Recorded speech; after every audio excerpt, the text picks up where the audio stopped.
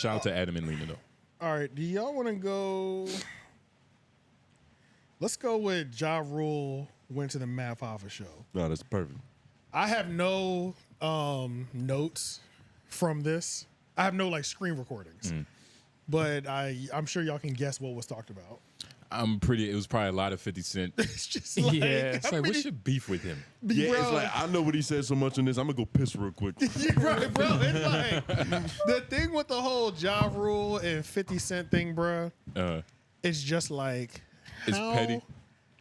How much can they really milk this? And this is the thing this is one of the things that I don't like about Math Hoffa's $1 million worth of game. Damn, it's crazy. In my expert opinion. Yeah. Is that like he gets big interviews because of who he is and he's like established a network, but he brings up like old ass, like he'll bring a legend on and only talk about shit that happened 20 years ago. He's trying to find new stories from it. That's what he's trying to do. Yeah, and it's like, God damn, bro. And it's like you don't even try to do research on the new on what they're doing right now. He puts it on his 8 other niggas that's getting a haircut. Right, yeah. Right. And I also had a question. What do y'all know math from? Battle rap. Battle rap, okay. Battle rap, yep. Battle rap. He was battle math before, right? Wait, what do you know him from? Just straight. I didn't know he was a battle rapper. Oh yeah, he caught like 2 phase in a battle rap too.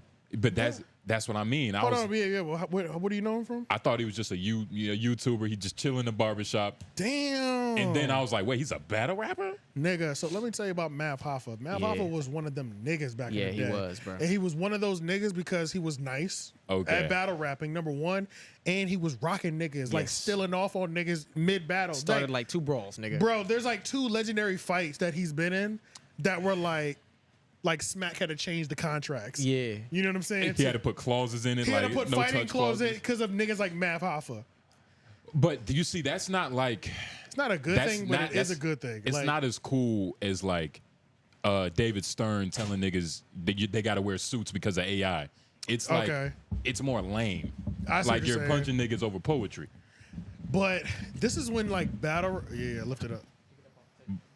But I understand what you're saying, though. All we heard was... Yeah. Oh, that's what that was? This nigga was squeezing hand sanitizer, y'all. That's what that noise was. I'm about to say, but Tony hungry. You need to stop by McDonald's. Like Jason Love was breaking his mind. Yeah. But, yeah, bro. I mean, and then we also, when we were growing up, like, battle rap was really getting its, like, footing as well, too. Okay. So it was like... We remember battle raps. We had to buy the DVD that just dropped that week type of energy. You know what I'm saying? But in terms of, like Loaded Lux, Daylight. He's part of that generation. Okay. He's from the Loaded Lux, Murder Mook. Who's that one brother? I forgot. But Sirius Jones. Yeah. Reed Dollars. Yep. J Mills. He's from like the first generation of all-star battle rappers. Yeah. So he's a big deal. He's a big deal. He's a high ticket, you know, like. So battle rapper first. Rapper second, and then his podcast or whatever. Podcast is the new invent. It's the recreation of him. It's the rebirth or the rebrand of Math Hoffa. And he's done a good job. He's definitely done a good job. Because I thought this is what he was from. No. Podcasting? Yeah. Nah, you can tell by the way he asks questions. Yeah. No. This is his third evolution, probably. You know what I'm saying?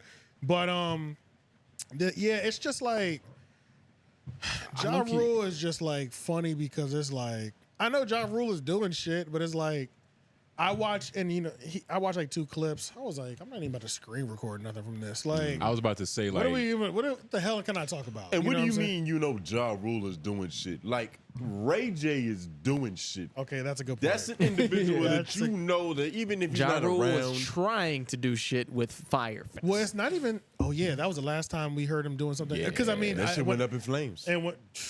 Pun intended. I wonder and how much honestly, money when I was thinking about. When I said doing shit, I just meant he's still able to tour off his music. That's really that's literally all I meant. But when you said Ray J, I was like, never mind. Raycon, Ray Scooter. That's completely different. Like doing shit. Ray J can talk about a lot of things that doesn't need. He doesn't even have to touch segments of his life and can talk for 2 hours about things that he's been doing. So his accomplishments. Yeah, it's just like I don't know, and it's like I feel like. Is the whole Math Hoffa, in my expert opinion thing, man, it could be better. as I was pissing, that's the question I was thinking. Whose fault is it that he's talking about 50 Cent right now? Because I'm sure Ja Rule didn't come in leading with like, hey, this is the only thing that's relevant about me. No, it's definitely Math Hoffa's part. It's definitely Math Hoffa's fault. And Ja Rule needs to get a little Dame Dash in him. You know what I'm saying? You need to start cursing niggas out that ask you about 50 Cent. Yeah. You know what I'm saying? He needs to treat niggas like he treats 50 Cent. Yes, exactly. Like, you know, like you think Dame is OD. You think Dame is tripping when you ask him about Jay-Z. When you ask him about Jay-Z, but then when you just watch any Ja Rule interview, you're like, this is why Dame Dash does that. Yes. Because if you don't do it, you look like Ja Rule. Fact. And I don't feel the need to listen to any Ja Rule goddamn interview. You know what I'm saying? Yeah. I can completely skip Ja Rule. I'd much rather watch an Irv Gotti interview because at least I'm going to hear 50 Cent in the Irv Gotti thing, but then I'll also hear about the whole federal indictment, the whole building of a business. You know what I'm saying? And Irv is a character. He's a character too. He's a character. Yeah, that's true. You know what I mean? So yeah, and it's just like Ja Rule is just like, I don't care. Ja. I don't care how bad y'all were beating them in the streets. 50 is winning now. Yeah. Today. Yeah, it doesn't matter. That's a fact. Just doesn't matter, bruh. You aren't allowed in these corporate suites. It just doesn't because matter, you got bruh. street victories, nigga. And it's like Math. It's like, and then it's also, and I don't know. It's kind of a tight position. It's like a hard position for Math to be in. Because it's like he can make that call to get Ja Rule at the barbershop.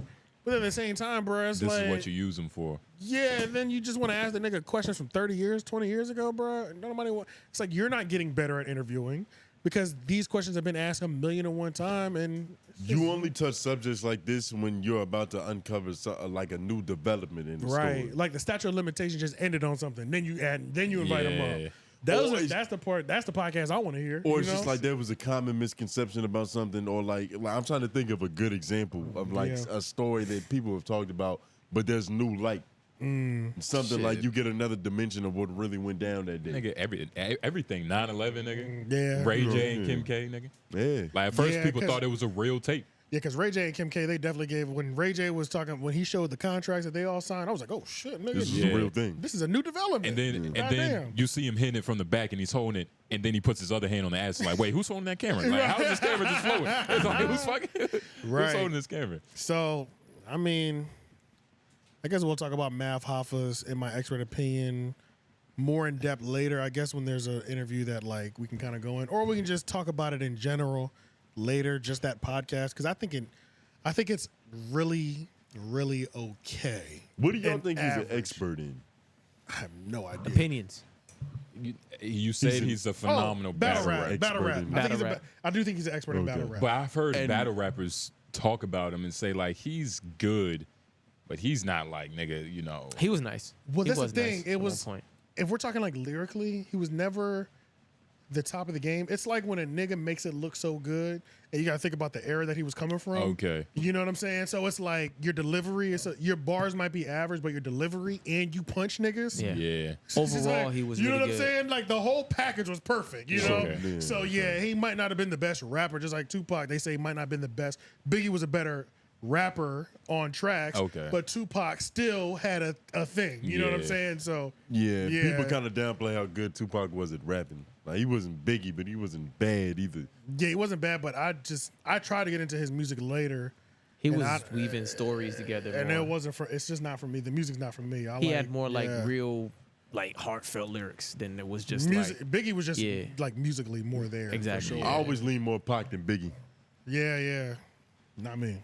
Yeah, I always like Biggie more than same. Pac. Yeah, Biggie on this side. I know it didn't help at first. I mean, that's one of those like household things too. Like the whole Pac and Biggie thing. It's like it's like football teams. Yeah, like, literally. My mom grew up telling me that Tupac could have been my dad. Exactly. Yes, and it's like I grew up knowing that the Eagles is the only team that I'm repping. You know what I'm saying? Like, and it's just same with Biggie. It was like Mo Money Mo Problems was a single that I was gifted. You know what I'm saying? And it was the editor one, but it was like my mom would listen to Biggie. There was zero Pac play in the house. You know what I'm saying? So I had to learn about Pac way later in life.